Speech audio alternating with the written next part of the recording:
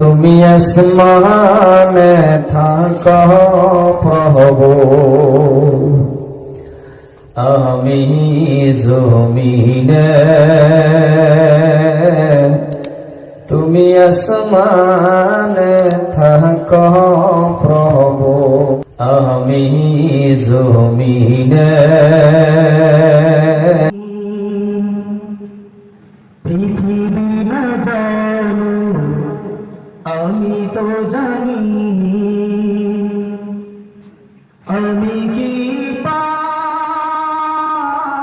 করেছি হায়, আমার পাপের করলে বিচার, আমার পাপের করলে বিচার, বাঁচার আমার নাই উপায়। দয়াময় খোদা মাফ করো আমায়, মাফ করো আমায়। এ খোদা अगर तू करम करे ज़बां पे बात ऐसी दे जो दिल पे असर करे।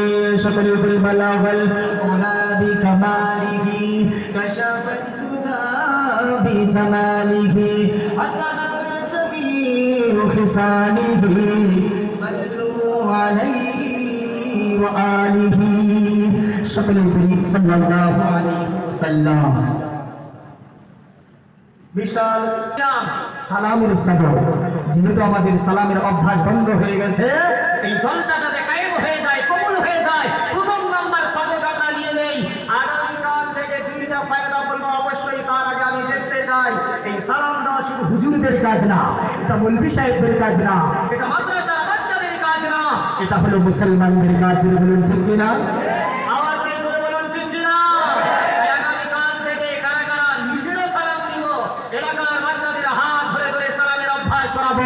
দায়িত্ব নিয়ে হাত উঁচু করে দেখাই মাশাআল্লাহ।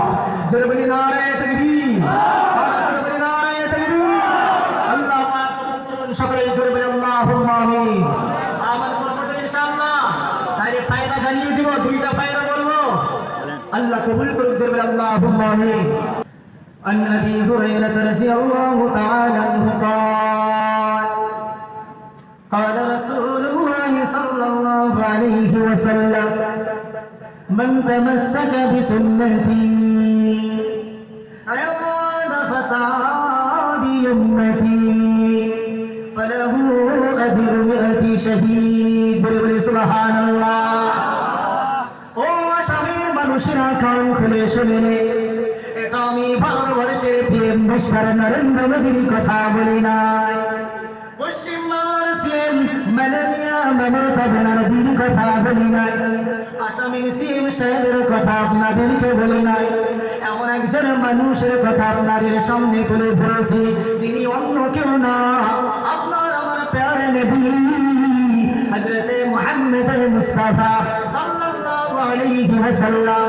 আজ থেকে প্রায় ১৩,০০০ বছর পূর্বে এলান করে গেছেন, জানিয়ে গেছেন, ও আমার উম্মতিরা কান খুলে শুনে নাও, এমন একটা সময় তোমাদের সামনে চলে আসবে যে সময় কেউ কাউকে দাম দিতে চাইবে না। সে সময় এসেছে কিনা বলে?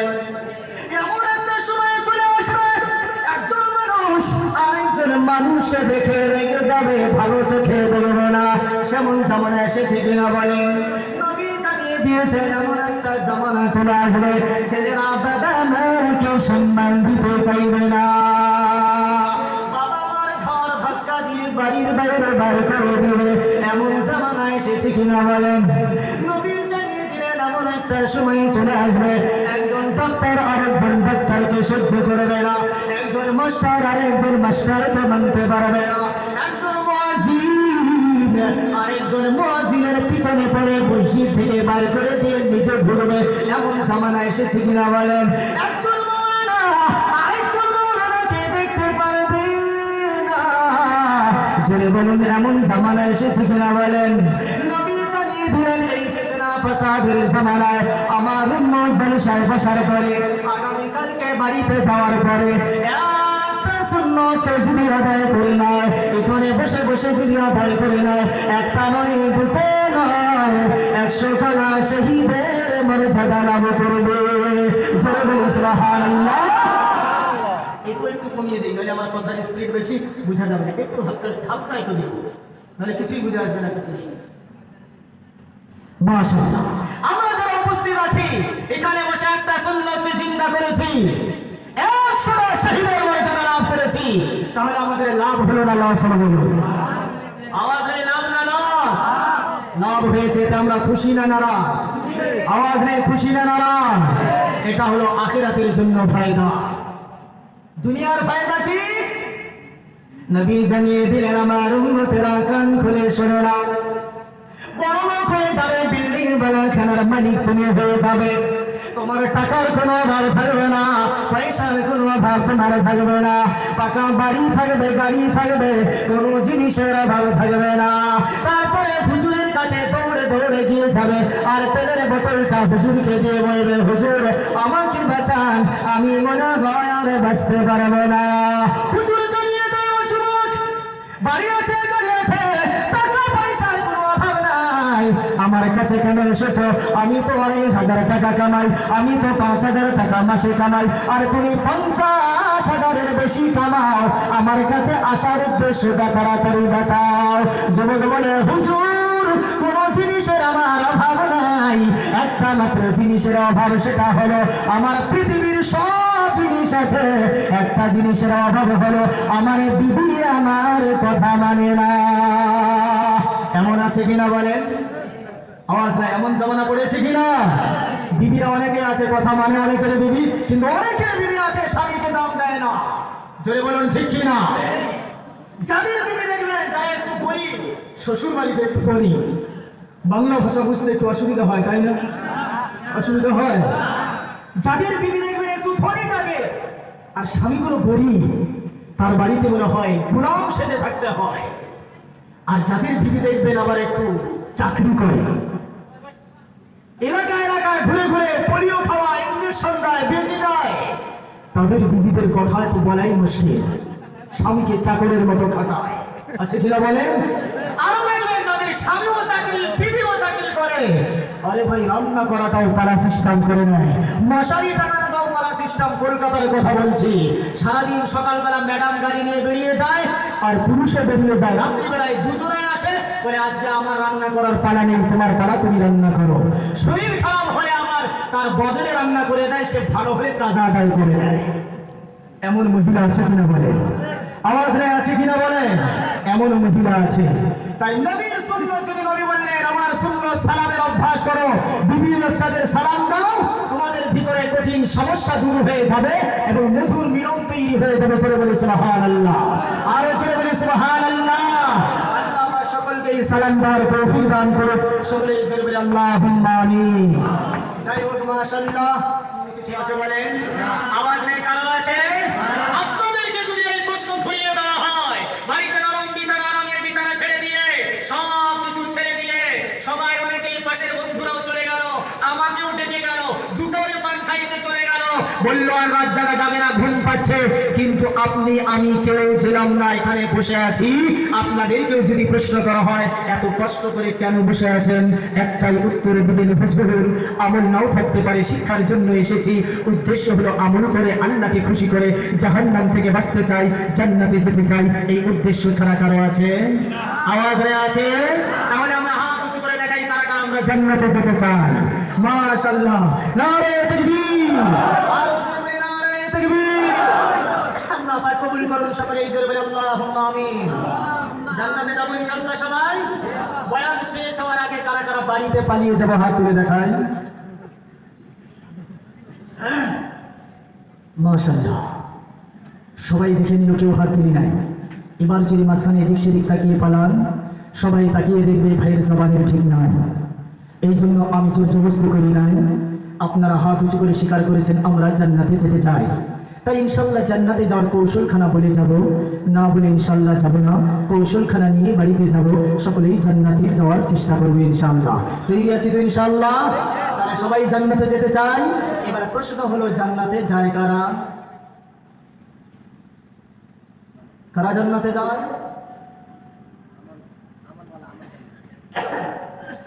একটার পর একটা প্রশ্ন হবে আর জবাব দিয়ে যাব, ধ্যান না থাকলে বুঝে আসবে না, জিজ্ঞাসা করবো বলতে পারবেন না। এই জন্য অনুরোধ করে বলছি, মনটা যেন এদিক সেদিক এলোমেলো করবেন না। তৈরি আছেন ইনশাআল্লাহ? আমরা সবাই হাত উঁচু করে স্বীকার করেছি আমরা সবাই জান্নাতে যেতে চাই। প্রশ্ন হলো জান্নাতে যায় কারা? আমি বলবো, আওয়াজ নেই বলবো। মানুষ জান্নাতে যায়, জানোয়ার জান্নাতে যাবে না। কি বললাম? মানুষ জান্নাতে যাবে, জানোয়ার জান্নাতে, কথা বলেন, জানোয়ার জান্নাতে যাবে না। এই কথা শুনে অনেকেই খুশি মনে বলছে, হুজুর আপনার নমুনা অনুযায়ী, আপনার দলিল অনুযায়ী আমরা মানুষ, আমরা জানোয়ার না, আমরা সকলেই জান্নাতে যাব। সেটা আপনি দিলেন নমুনা, হুজুর আমাদের আর নামাজ পড়ার প্রয়োজন হবে না, কারণ আপনি জানিয়ে দিলেন নমুনা, জানোয়ার জান্নাতে যাবে না, মানুষ ছাড়া কেউ যাবে না। কিন্তু আমার কথা শেষ হওয়ার আগে কেউ মতলব বুঝে নেবেন না। আমি বলেছি মানুষ জান্নাতে যাবে, জানোয়ার জান্নাতে যাবে না। মানুষ জান্নাতে যাবে, কিন্তু সব মানুষ, আওয়াজ নেই, সব মানুষ যাবে না। একটুখানি ছাঁটাই হয়ে গেল, জোরে বলুন ঠিক কিনা? তাহলে মানুষ জান্নাতে যাবে, সব মানুষ জান্নাতে যাবে না। তাহলে প্রশ্ন হলো কোন মানুষ যাবে? আওয়াজ নেই, কোন মানুষ যাবে? ঈমানদার যারা জান্নাতে যাবে তারা। বুঝতে পারছি কথা? ঈমানদারেরা জান্নাতে যাবে, কিন্তু সব ঈমানদার, আওয়াজ নেই, সব ঈমানদার যাবে না। বলে হুজুর ছাঁটাই করতে করতে আর কত দূর নিয়ে যাবে, শেষে মনে হয় লিস্টে আমার নামটাই থাকে না। কি বলেছি? মানুষ জান্নাতে যাবে, সব মানুষ যাবে না। ঈমানদাররা যাবে, কিন্তু সব ঈমানদার জান্নাতে যাবে না। তাহলে কোন ঈমানদারেরা যাবে? নির্ভেজাল ঈমানদার যারা, ভেজাল মুক্ত ঈমানদার যারা, জান্নাতে একমাত্র যাবে তারা। বুঝতে পেরেছি? নির্ভেজাল ঈমানদার যারা, শিরক মুক্ত ঈমানদার যারা, পরিষ্কার পরিচ্ছন্ন ঈমানদার যারা, জান্নাতে যাবে তারা। এবার প্রশ্নটা আবার ঘুরিয়ে চাপিয়ে দিলাম, নির্ভেজাল ঈমানদার আমরা কারা কারা?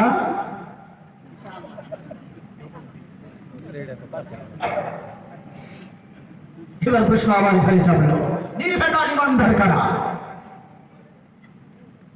বলে হুজুর গত 2 দিন থেকে নিয়ে জলসায় বসে আছি, একমাত্র জান্নাতে যাওয়ার আশা ছাড়া কিছু না। আপনি জানিয়ে দিলেন আমাদেরকে, ছাঁটাই করে দূরে সরিয়ে দিলেন, আর জানিয়ে দিলেন নির্ভেজাল ঈমানদার ছাড়া জান্নাতে কেউ যাবে না। হুজুর আপনার মুখের কথা আমরা মানতে রাজি না, দলিল ছাড়া কথা বললে আমরা কেউ আপনাকে ছাড়ব না। আল্লাহ জানিয়ে দিলেন গোলাম মুস্তাফা আমার কালাম ছাড়া তুমি কথা বলবে না, আমার কালাম ছাড়া তোমার ব্রেন দিয়ে তুমি কথা বলো, স্টেজ থেকে নামার শেষ হবে না, নগের মানুষ তোমার পিঠের চামড়া তুলে দিবে, তোমাকে বাড়ি যেতে দিবে না। আল্লাহ জানিয়ে দিলেন গোলাম মুস্তাফা কোনো ভয় করবে না। আমি দুনিয়ায় পাঠিয়ে দিয়েছি গোটা বিশ্ব মানব জাতির সামনে, আমার কালামে পাকটা হলো নমুনা, আমার নমুনাটা খুলে জানিয়ে দাও। পরিষ্কার কালামে থাকে মহান আল্লাহকে জিজ্ঞাসা করলাম, ইয়া রাব্বাল আলামিন নির্ভেজাল ঈমানদার ছাড়া কেউ জান্নাতে যাবে না, আপনার কালাম ছাড়া মানতে রাজি না, আপনি জানিয়ে দিন নির্ভেজাল ঈমানদার কারা, তাহলে আমরাও নির্ভেজাল ঈমানদার হয়ে যাব। জেনে বলে ঠিক কিনা? মহান আল্লাহ জানিয়ে দিলেন, ইয়া আইয়ুহাল্লাযীনা আমানু দুখুলু ফিস-সিলমি কাফা। মহান আল্লাহ জানিয়ে দিলেন আমার নির্ভেজাল ঈমানদার বান্দা হবে তারা, আমার শিরক মুক্ত ঈমানদার বান্দা হবে তারা, আমার ঈমানদারের বাউন্ডারির ভিতরে পুরোপুরি ঢুকবে যারা। কারা? আমার ইমানদারের বাউন্ডারির ভিতরে পুরোপুরি ঢুকবে যারা, অর্ধেক ঢুকলে চলবে? আওয়াজ নেই, চলবে? আধা আধুরা ঢুকলে চলবে? বাউন্ডারির ভিতরে ঢুকতে বলেছেন ইমানদারের। আচ্ছা, বাউন্ডারির ভিতরে কারা থাকে? একটু কথা বলি, ভালো লাগবে। খারাপ লাগছে বলুন? বাউন্ডারির ভিতরে কারা থাকে? ইমানদার বাউন্ডারির ভিতরে থাকে। আসামে খেলা হয় না? খেলা কবাডি খেলা হয়, আসামে মনে হয় বেশি হয়, তাই না? হাঁটুটু খেলা, ক্রিকেট খেলা, ভলিবল খেলা হয়। আচ্ছা, বাউন্ডারির ভিতরে থাকে কারা থাকে? প্লেয়ার যারা, তারা। জোরে বলুন ঠিক কি না? আর বাইরে কারা থাকে? জোরে বলুন কারা? দর্শক যারা, তারা। আচ্ছা বলুন তো, খেলারই প্লেয়ার আর দর্শকের ভিতরে পার্থক্যটা কি? আজকে খেলার পার্থক্যটাও শিখিয়ে দিয়ে যাবো। কি পার্থক্য বলতে পারবেন? আওয়াজ নেই, পারবো? আমি বলবো? আওয়াজ নেই, বলবো? খেলাড়িরা হলো পরাধীন, ভালো করে শুনে নিন। যারা প্লেয়ার, যারা খেলাড়ি, তারা হলো পরাধীন, আর যারা দর্শক তারা হলো স্বাধীন। বলে হুজুর খুলে ভালো করে বুঝিয়ে দিন, খেলাড়িরা কেমন করে পরাধীন। ও আসামের মানুষেরা ভালো করে শুনে নিন, খেলাড়িরা যখন বাউন্ডারির ভিতরে থাকে তখন তারা অন্যের অধীনে থাকে, রেফারির অধীনে থাকে, অন্য কারো অধীনে থাকে না। জোরে বলুন ঠিক কিনা? তারা যখন খেলা চালু করে দেয়, অন্যের অধীনে ঢুকে যায়। খেলতে খেলতে যদি গলাটা শুকিয়ে যায়, রেফারির সিগন্যাল ছাড়া জীবনেও পানি খাওয়ার হিম্মত হবে না। খেলতে খেলতে যদি খিদে লেগে যায়, জীবনেও রেফারির সিগন্যাল ছাড়া বাড়িতে যেতে পারবে না। জোরে বলুন ঠিক কিনা? খেলাড়িরা যদি মনে মনে ভাবে খেলতে পারবো না, আমার বাড়িতে 5,000 টাকা দামি প্যান্ট আছে, ওটা ছাড়া আমি খেলবো না। রেফারির কথা ভাবতে করে বাড়িতে গিয়ে প্যান্টটা পরে যদি মাঠে নামে, রেফারি বলবে তুই আমার কথা মানিস না, আমাকে ওভারটেক করেছিস, তোর নামটা খেলাড়িদের খাতায় থাকলো না। জোরে বলুন ঠিক কিনা? আর দর্শক যারা, তারা হলো স্বাধীন। দর্শক যারা খেলা দেখতে আসলো, 10 মিনিট হয়ে গেল আর ভালো লাগে না, চপের দোকানে চলে গেল, চপ খেলো আবার আসলো, দুনিয়ার কেউ বাধা তাদের দিবে না। লুঙ্গি পরে খেলা দেখতে আসলো, কেউ তাকে বাধা দিবে না, দেখতে দেখতে বাড়িতে চলে যাবে, কেউ তাদের বাধা দিবে না। তার কারণ তারা হলো স্বাধীন ছাড়া কিছু না। জোরে বলুন ঠিক কিনা? এবার যদি দর্শকরা বলে ও খেলাড়ি দল, তোদের মতো পাগল আর পৃথিবীতে কেউ না। বলে কেন রে? বলে দেখ না, আমরা নিঃস্বাধীন, আমাদের কেউ বাধা দেয় না, আমরা পাপড় খাই, বাড়িতে যাই, লুঙ্গি পরে আসি, গেঞ্জি পরে আসি, গল্প করি, কেউ নিষেধ করে না। আর 2 ঘন্টা তোদের মানুষের আন্ডারে আছিস, তোদের মনমনি জিন্দিগি কিছুই করতে পারিস না। খেলাড়িরা বলবে ও দর্শকের দল, 2 ঘন্টা পরে যখন বিজয়ীর পতাকাটা উত্তোলন হবে, আমাদেরকে স্টেজে দেখা হবে, এমএলএর দ্বারা, নেতার দ্বারা আমাদের হাতে ফুলের গুলদস্তা দেওয়া হবে, গুলদস্তা দিয়ে সম্মানিত করা হবে, নেতার দ্বারা ফুলের মালা চড়িয়ে দেওয়া হবে। দর্শক তোদের কাউকে দেওয়া হবে না, তোদের সামনে দাঁড়িয়ে থেকে তালি বাজানো ছাড়া কিছুই না। জোরে বলুন ঠিক কিনা? মহান আল্লাহ জানিয়ে দিলেন আমার ইমানদার বান্দারা, তোমরা খাঁটি ইমানদার তখন হবে যখন আমার ইমানদারের বাউন্ডারির ভিতরে থাকবে। যখন তোমরা আমার ইমানদারের বাউন্ডারির ভিতরে থাকবে, তখন তোমরা বলে পরাধীন, তোমরা আমি আর আমার রাসূলের অধীনে আছো। খেলাড়িরা যখন মন চায় খেতে পারে নাই, খেলাড়িরা যা ইচ্ছা তা পড়তে পারে নাই, যখন ইচ্ছা বাড়ি চলে যেতে পারে নাই, কারণ তারা খেলাড়ির বাউন্ডারির ভিতরে। আর আমার ইমানদার বান্দারা আমার ইমানদারের বাউন্ডারির ভিতরে তারা আছে। যখন মন চাইবে মদের বোতল নিয়ে বেরিয়ে যাই, পারবে না। যখন মন চাইবে শুধু খাই, পারবে না। যখন মন চাইবে ছেড়ে দেই, পারবে না। যখন মন চাইবে মিথ্যা কথা বলি, বলতে পারবে না। তখন আমার রাসূল করেছে মানা, আর আমার রাসূলের কথা ওভারটেক করে কেউ যদি চলে যায়, নবী জানিয়ে দিলেন সে আমার উম্মতের খাতায় থাকবে না। বুঝতে পেরেছি বাপজিরা আমার? আওয়াজ নেই, বুঝতে পেরেছি? তাহলে আমাদের জান্নাতে যেতে হলে কি হতে হবে? নির্ভেজাল ইমানদার হতে হবে, ভেজাল মুক্ত ইমানদার হতে হবে। মহান আল্লাহ জানিয়ে দিলেন আমার বান্দারা শুনে নাও, ভেজাল মুক্ত ইমানদার যদি হতে চাও, আমি আল্লাহর কথা তোমরা মেনে নাও। আল্লাহর কথা মানবে তো ইনশাআল্লাহ? আওয়াজ নিয়ে মানবে ইনশাআল্লাহ? মহান আল্লাহ জানিয়ে দিলেন ইয়া আইয়ুহাল্লাযীনা আমানুত্তাকুল্লাহ হাক্কা তুকাতিহি ওয়া লা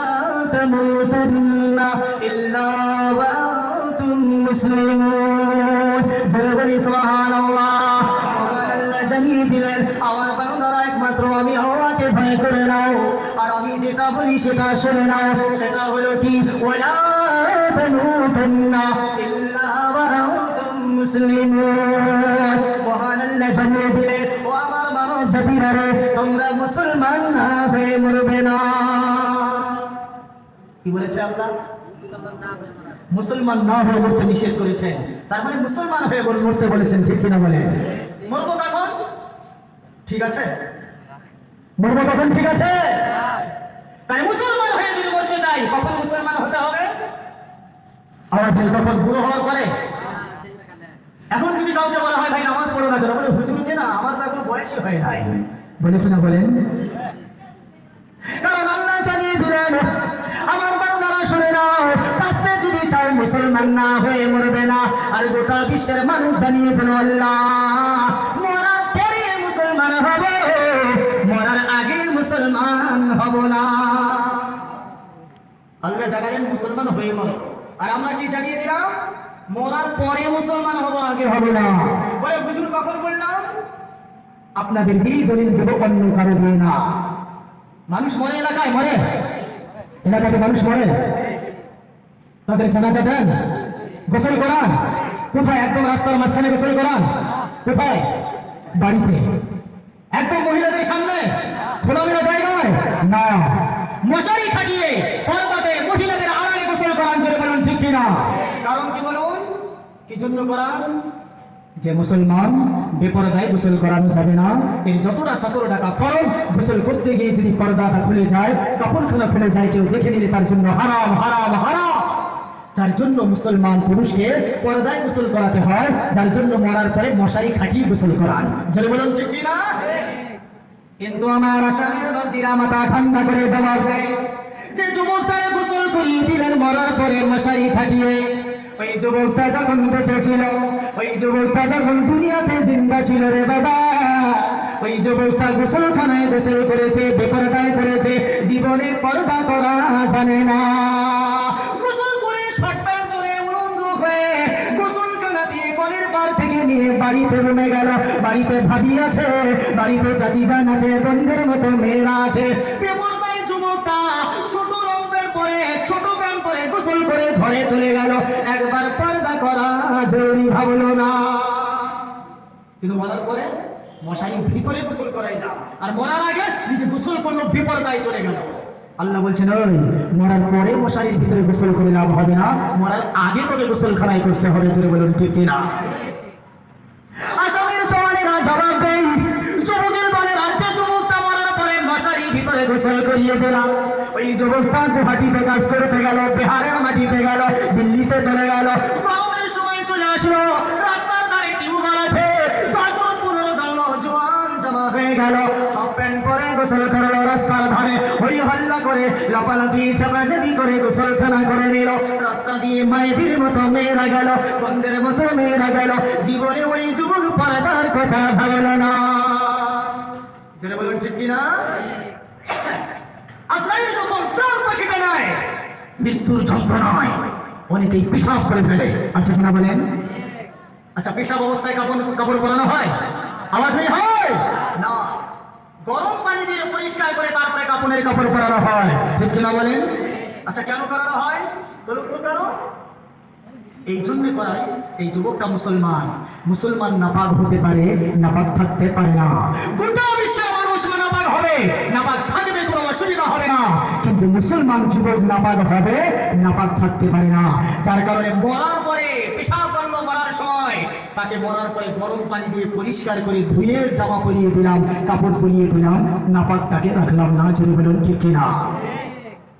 কিন্তু আসামের বাচ্চারা আমার কান খুলে জবাব দেয়, যে যুবককে আমরা মরার পরে পেশাবখানা গরম পানি দিয়ে ধুয়ে দিলাম, ওই যুবক যখন বেঁচে ছিল, জানটা থাকার সময় রাস্তার ধারে দাঁড়িয়ে পেশাব করে দিল, আর নাড়া দিয়ে চলে গেল, একবার পানি নেওয়ার কথা ভাবলো না।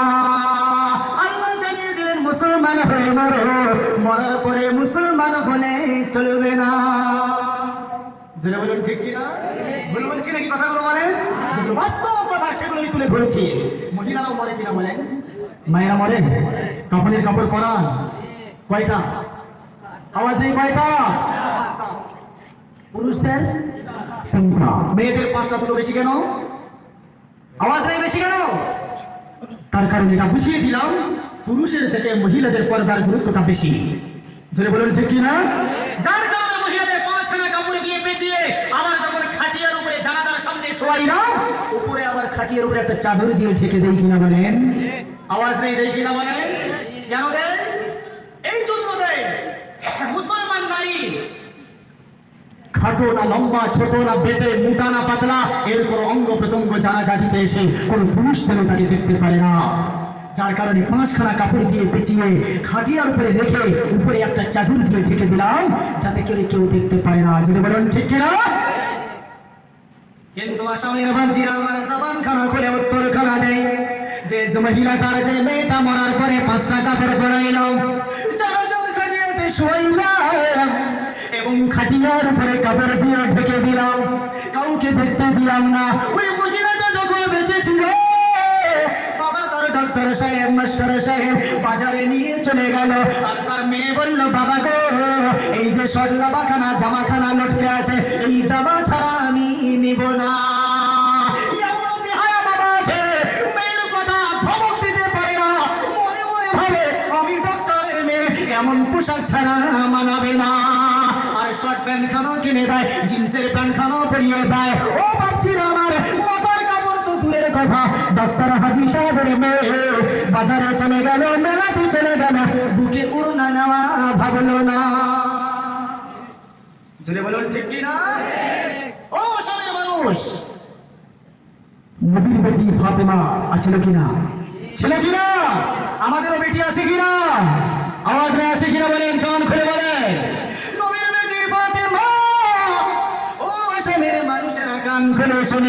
নবীর বেটি ফাতেমার চেহারাটা মক্কা নগরের কেউ দেখতে পেল না। নবীর বেটি ফাতেমার মুখের নাকের ছাল মক্কা নগরের কোনো মানুষ দেখতে পেল না। আর আমি আপনার মেয়ে বেটি ফাতেমা, আপনার আমার মেয়ে বেটি ফাতেমা, এলাকার সকল যুবক ছেলেরা ভালো করে গোটা শরীর দেখে নিল, আমি বাবা হয়ে দেখতে পেলাম না। জোরে বলেন ঠিক কিনা? ভুল বলছি নাকি বলেন? আওয়াজ নেই, ভুল বলেছি? আল্লাহ পাক কবুল করুন, জোরে বলুন আল্লাহুম্মা আমিন। তাহলে বুঝতে হবে, পরিষ্কার জানতে হবে, আজকে যে মাদ্রাসায় এগুলো সমস্ত জিনিস যদি আমি শিখতে চাই, জানতে চাই, একটাই আমাদের জানতে হবে, শিক্ষা থাকতে হবে। শিক্ষা না থাকলে এগুলো আমরা মানতে পারবো না। জোরে বলুন ঠিক কিনা? আওয়াজ নেই, জোরে বলুন ঠিক কিনা?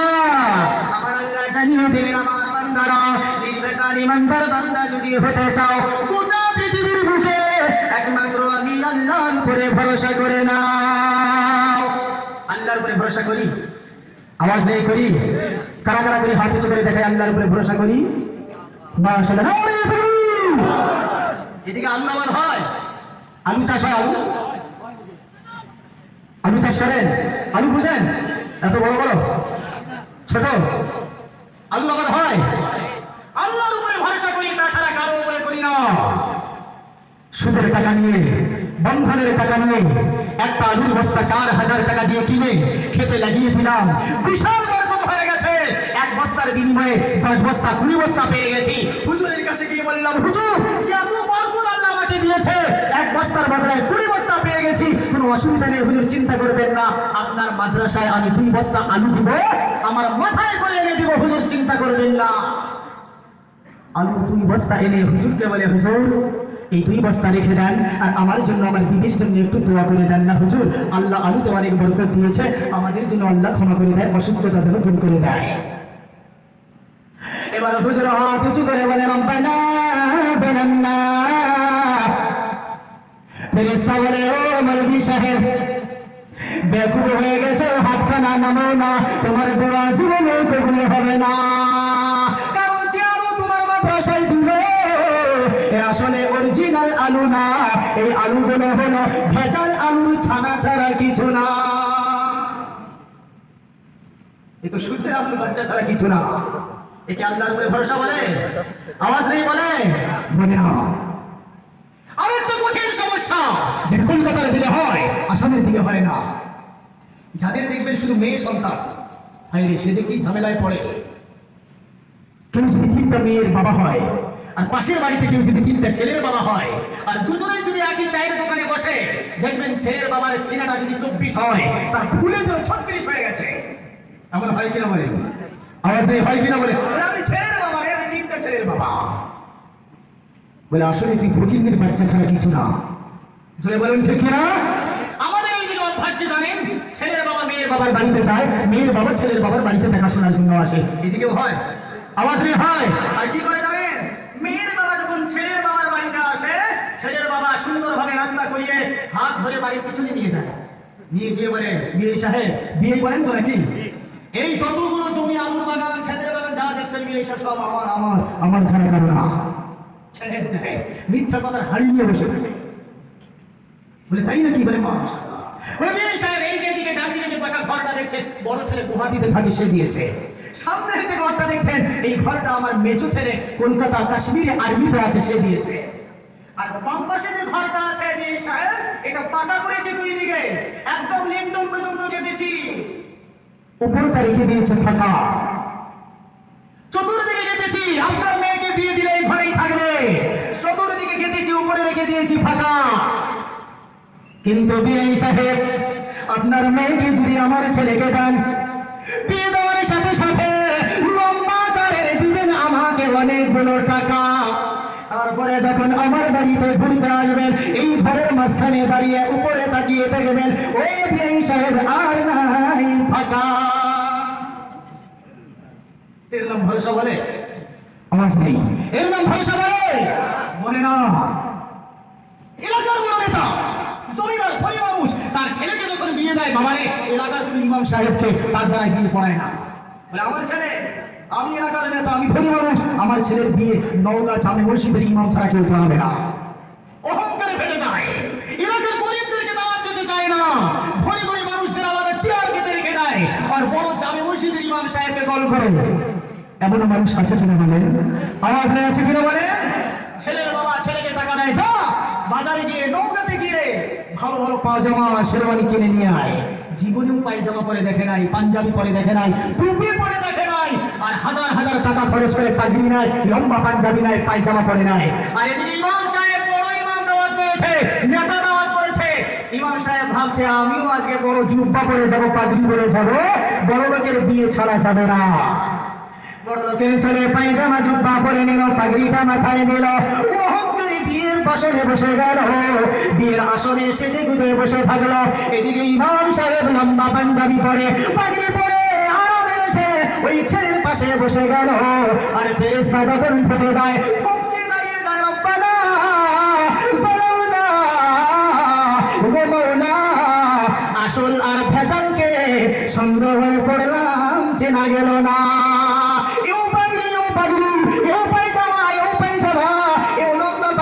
ইমাম সাহেব লম্বা পাঞ্জাবি, আসল আর ভেজাল আজকে চেনা গেল না। বড় পীর সাহেব বসে যায়। ইমাম সাহেব বিয়ে পড়িয়ে যখন হাত উঁচু করে বলে, রব্বানা যালামনা, ফেরেশতারা জানিয়ে দেয়, ও ইমাম, বড় ইমাম হতে পারো, আজকে তোমার দোয়া কবুল হবে না, কারণ যতগুলো আয়োজন দেখছো এটা ডিমান্ডের টাকা, হারাম ছাড়া কিছু না। এর নাম ভরসা বলে? আওয়াজ নেই, এর নাম ভরসা বলে? বলে না। বিবির গর্ভে বাচ্চা দিয়েছে আল্লাহ, যেগুলো দরকার এগুলো ছোটখাটো জিনিস পরিষ্কার না হলে ইমান আমাদের ঠিক থাকবে না। বিবির গর্ভে বাচ্চা এসে গেছে, আল্লাহর উপরে ভরসা করে হাত উঁচু করে স্বীকার করেছে। 1 মাস হয়নি, সোজা ডক্টরের কাছে। ডক্টর সাহেব বলে, কি রে? বলে আমার বিবির গর্ভে বাচ্চা হয়েছে, 1 মাস বয়স। ডক্টর বলে, দেখ কোনো অসুবিধা হবে না, আমি আছি না, কোনো অসুবিধা নেই, আমি আছি তো। বলে তাই নাকি? বলে হ্যাঁ। বলে ডাক্তার সাহেব আপনি তো থাকলে কোনো অসুবিধা হবে না। বলে কোনো টেনশন করবি না, 20,000 হয়ে যাবে, 20,000 হয়ে যাবে, নরমালি কাজ করে দেবো, যা, কোনো অসুবিধা হবে না। এবার আমাদের কাছে আছে 30,000। কত হাজার? আওয়াজ নেই, কত? 30,000। 10,000 বেশি, অহংকারে ফেলে গেল। বলে ডাক্তার বলেছে 20,000 হয়ে যাবে, আমার কাছে 30, 10 বেশি আছে, কোন মসজিদে যেতে হবে না, মাদ্রাসায় টাকা দিতে হবে না, হুজুরদেরকে দোয়ার কথা বলতে হবে না, একদম যাযাবর হয়ে বসে আছে। 10 মাস 10 দিন পরে যখন সময় হয়ে গেল, বিবির গর্ভের বাচ্চার ব্যথা উঠে গেল, সোজা নওগাঁ হাসপাতালে নিয়ে চলে গেল, এমার্জেন্সি ওটিতে ঢুকিয়ে দিল। দেওয়ার পরে দেখবেন স্বামীগুলো কি করে জানেন? হাসপাতালের বারান্দায় নৌকা কামড়ায় আর মাথা আঁচড়ায় আর চপ্পল লাগায়, কি যে খবর আসে। এমন হয় কিনা বলেন? আওয়াজ নেই হয় কিনা বলেন? কিছুক্ষণ পরে যখন ডাক্তার সাহেব মুখে কাপড় বেঁধে বাইর হয় আর উমা দৌড়ে গিয়ে ডাক্তারকে বলে, স্যার স্যার স্যার, বলে কি হয়েছে এত তাড়া কেন রে? বলে স্যার আমার বিবির খবর কি বলুন না স্যার। ডক্টর সাহেব কিছুক্ষণ চুপ থেকে বলে, সরি। কেন স্যার? ভেবেছিলাম নর্মালে হবে, এখন দেখলাম তোমার বিবির সিজার ছাড়া হবে না। বলে ডাক্তার সাহেব বুঝতে পেরেছি, আগে বলুন টাকা কত লাগবে? ডাক্তার সাহেব বলে, নলকাতে যদি হয়ে যায় 50-এর কম হবে না, এখান থেকে ট্রান্সফার যদি গুয়াহাটি থেকে কলকাতায় চলে যায় কত লক্ষ টাকা লাগবে আমি ডাক্তার কেন আমার বাবারও বলার ক্ষমতা হবে না। এবার মাথায় হাত দিয়ে হাসপাতালে কান্না শুরু করেছে, আল্লাহ কি হবে আল্লাহ। এবার মোবাইলটা হাতে নিয়ে হুজুরের কাছে ফোন, হুজুর। বলে কি হয়েছে, কান্না করছিস কেন রে? হঠাৎ করে ফোন। বলে বড্ড বিপদে পড়েছি হুজুর, আমার কাছে 30,000 আছে টাকা, বিপদে পড়ে গেছে, আবার বিধি কি করে হুজুর? কালকে 200 টাকা দিয়ে মাদ্রাসার ছাত্রীদেরকে মিষ্টি খাওয়াই দেবো, আমার জন্য ছাত্রীদের নিয়ে একটু দোয়া করে দেন হুজুর। ইমাম সাহেবের কাছে বল, ইমাম সাহেব একটুখানি দোয়া করে দেন ইমাম সাহেব, আমার বিবি এরকম অসুবিধায় পড়ে গেছে, আমার কাছে 30,000 আছে, কালকে মুরগি জবাই করে আপনাকে দাওয়াত করে খাওয়াবো, হাদিয়াও 200 টাকা বেশি করে দেবো, একটুখানি দোয়া করেন না হুজুর, আমি বড্ড মুসিবতে পড়ে গেছি। ইমাম সাহেব হাত উঁচু করে বলে, রব্বানা যালামনা।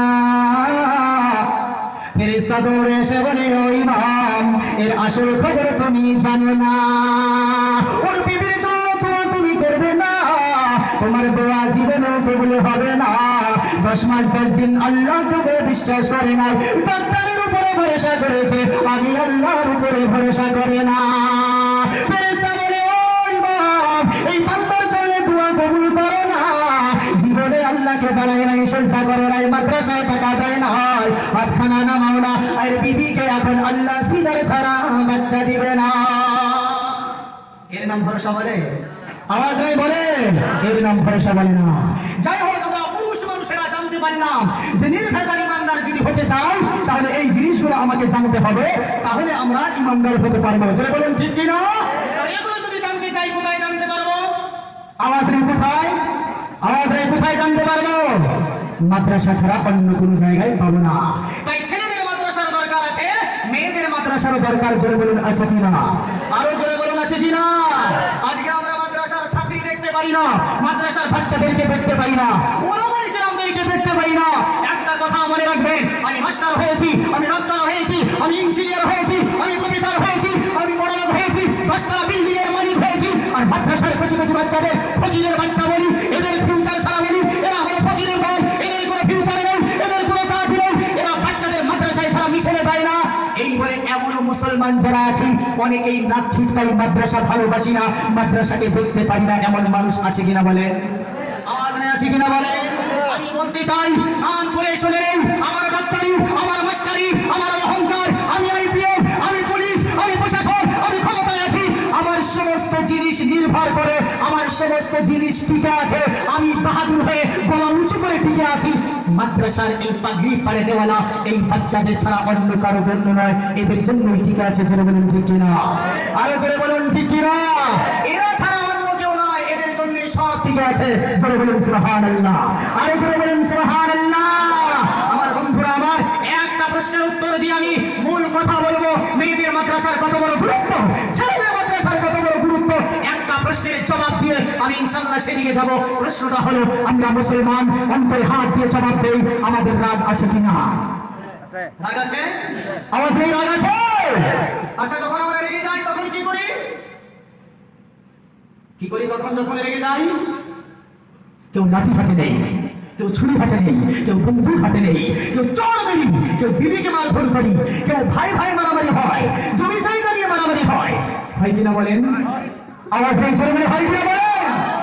কিন্তু প্রশ্ন হলো, মানুষ যখন রেগে যায়, মানুষের উপর আক্রমণ করে, হামলা চালায়, তৃতীয় আরেকজন মানুষ তাকে আটকায়, থামায়, লাঠি করলে দৌড়ে এসে আরেকটা ভাই লাঠি ধরে, ভাই ভাই মারছিস কেন? তুই তো ভাই, আটকায় কিনা বলেন? ছেলে বউকে মারলে বাবা গিয়ে হাত ধরে, এই ছেলে চুপ, বৌমার গায়ে হাত তুলবি না, থামিয়ে দেয়, দেয় কিনা বলেন? এক কথায়, মানুষ যখন রেগে যায়, মানুষের উপরে হামলা করে, অন্য মানুষকে তাকে থামায়, আক্রমণ করতে দেয় না। এবার প্রশ্ন হলো, ও মুসলমান, আজকে এখানে বসতে কষ্ট হয়, বসতে মন চায় না, 1 ঘন্টা 2 ঘন্টা বসতে পারি না। ঠান্ডা মাথায় জবাব দিন, আমার আল্লাহর রাগ আছে কিনা? জবাব দিন, আমার আল্লাহর রাগ আছে কিনা? আমার আল্লাহ যদি রেগে যায়, মানুষ রেগে গেল, মারতে আসলো, ধরে ফেললাম, আমার আল্লাহ যদি রেগে যায়, কে আটকাবে? কে আটকাবে? তার হিম্মত আছে? আমার আল্লাহ যদি রেগে যায়, আগে জেনে নেই মানুষ রেগে গেলে আমার আল্লাহ যখন রেগে যায়, জেনে নেই আল্লাহ কি করবেন। আমি জানিয়ে দিব না, কালামে পাকে কুলি পাড়ায় আখিরি সভায় মহান আল্লাহ জানিয়ে দিলেন, ফামিনহুম মান আরসালনা আলাইহি হাসিবা ومنهم من أخذته الصيحة ومنهم من خسفنا به الأرض ومنهم من أغرقنا।